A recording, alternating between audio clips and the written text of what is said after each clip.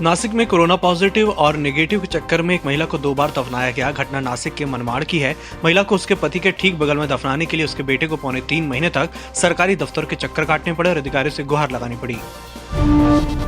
2 दिन के बंगाल दौरे पर गए अमित शाह शनिवार को मिदनापुर पहुंचे। यहां उनकी रैली के दौरान टीएमसी छोड़ चुके और ममता के खास रहे पूर्व मंत्री शुभेंदु अधिकारी ने भाजपा का दामन थाम लिया। सांसद सुनील मंडल, पूर्व सांसद दशरथ तिर्की और 10 एमएलए ने भी भाजपा ज्वाइन की। इनमें 5 विधायक तृणमूल कांग्रेस के हैं। इस पर शाह ने कहा कि चुनाव आते आते दीदी अकेली रह जाएंगी। भारतीय ऑटो बाजार में British car company MG Motors अब 7 सीटर हेक्टेयर प्लस को लाने की तैयारी कर चुकी है। कंपनी द्वारा दी गई जानकारी के मुताबिक इस कार को जनवरी 2021 में पेश किया जाएगा। अभी हेक्टर 5 सीटर और हेक्टर प्लस 6 सीटर वेरिएंट में आती है। वित्त मंत्री निर्मला सीतारमण ने कहा है कि इस बार सरकार ऐसा बजट तैयार कर रही है जो देश के इतिहास में इससे पहले कभी नहीं आया है। इसके लिए इंडस्ट्री से मिल रहे विकास को प्रेरित करने वाले आइडिया और इनपुट का सहारा लिया जा रहा है।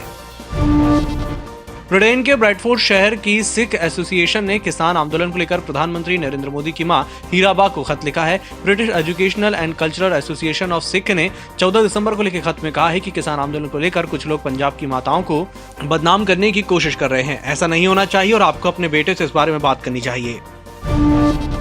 शिमला और कश्मीर में बर्फबारी के बाद अब दिल्ली में भी कड़ाके की ठंड शुरू हो गई है। दिल्ली के जाफरपुर में पारा शिमला के बराबर पहुंच गया है। यहाँ तापमान सामान्य से 6 डिग्री कम रिकॉर्ड किया गया। वहीं पंजाब के अमृतसर में ठंड ने 10 साल का रिकॉर्ड तोड़ दिया। यहाँ पारा 0.4 डिग्री पर पहुंच गया है।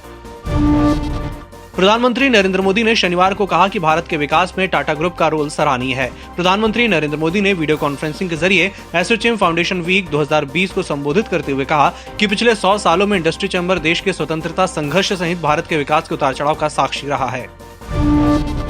कृषि मंत्री नरेंद्र सिंह तोमर की चिट्ठी और प्रधानमंत्री नरेंद्र मोदी की अपील के बावजूद किसान आंदोलन 24वें दिन भी जारी है। किसान 3 नए कृषि कानूनों के खिलाफ दिल्ली, यूपी और हरियाणा बॉर्डर पर डटे हुए हैं। दिल्ली में बढ़ती ठंड और सर्द हवा के बीच भी वे पीछे हटने को तैयार नहीं है। एडिलेड में भारत और ऑस्ट्रेलिया के बीच 4 टेस्ट मैचों की सीरीज का पहला टेस्ट चल रहा था। गुलाबी गेंद से खेले जा रहे पहले डे नाइट मैच में ऑस्ट्रेलिया ने भारत को 2.5 दिन के भीतर मात देते हुए शनिवार को 8 विकेट से हरा दिया।